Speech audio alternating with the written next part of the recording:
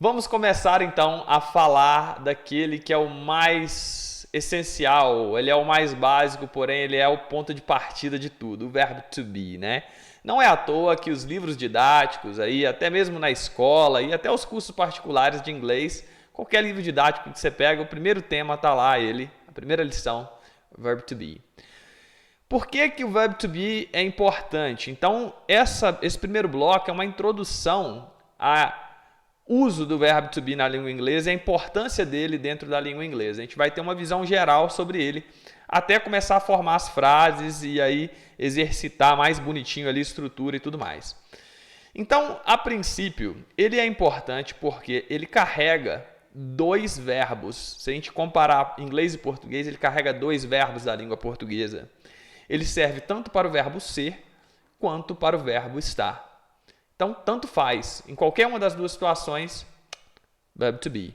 Veja só o exemplo dele aí, dois exemplos com ele sendo utilizado na sua forma mais pura, o infinitivo, o nome do verbo, que é to be. Então, olha só o exemplo. Eu quero ser fluente em inglês um dia. Essa é a frase que você diz agora, né? I want to be fluent in English someday. Eu quero, I want to be. Eu quero ser to be.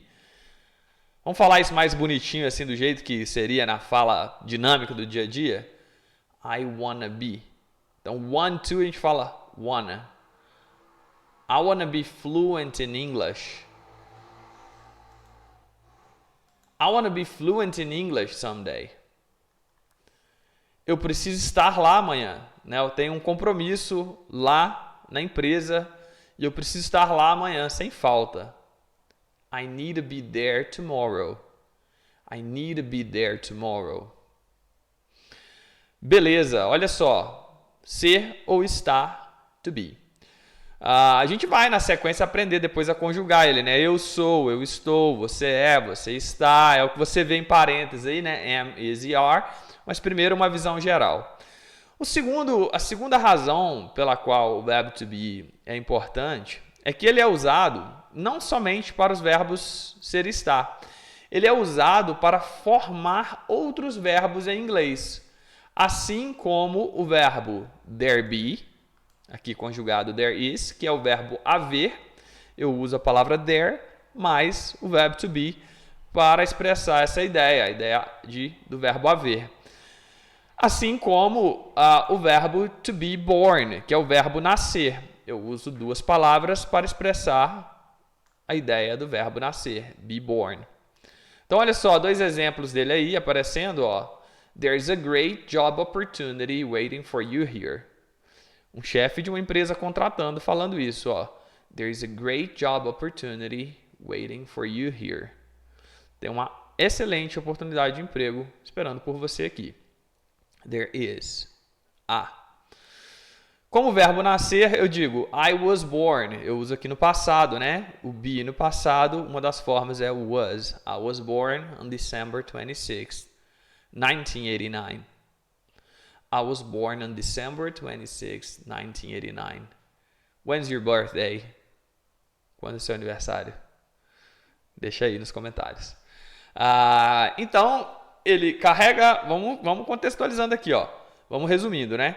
Primeiro, eu disse que ele serve tanto para o verbo ser quanto para o verbo estar. Ele agrega essas duas ideias. Então, a gente vê aí o tanto de possibilidade que ele já nos dá logo de cara.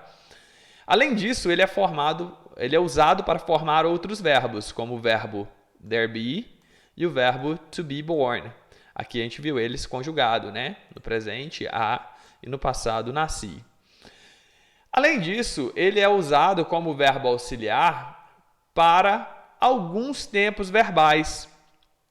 Para três tempos verbais, principalmente, que é o present continuous, o past continuous, o presente contínuo, o passado contínuo e o futuro com to be going to. A gente vai ver cada um desses tempos verbais, a gente vai ter uma unidade para falar especificamente de cada um deles.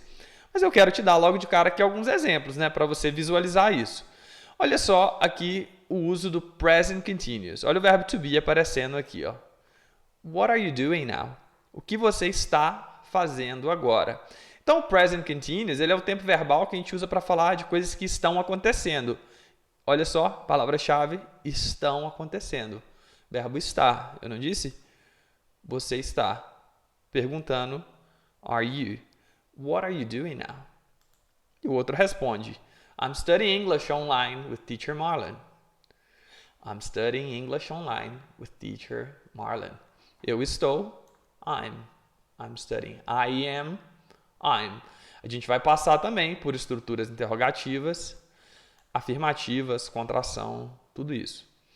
No passado é a mesma coisa, a mesma ideia, só que no passado. Não é o que eu estou fazendo, e sim o que eu estava fazendo, né? Então, o primeiro exemplo aí fala assim, What were you doing when I called you? O que você estava fazendo? What were you doing? Were é o verbo no passado, né? Are you no presente, você está. No passado, você estava. Were you? What were you doing when I called you? E o outro responde, I was studying English online with teacher Marlon.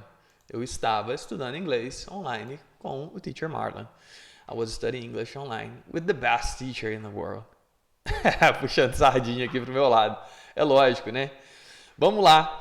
Eu disse também que ele é usado para formar frases no futuro, né? Futuro, principalmente quando eu falo de planos. A gente vai discutir tudo isso em detalhes quando a gente chegar lá no futuro.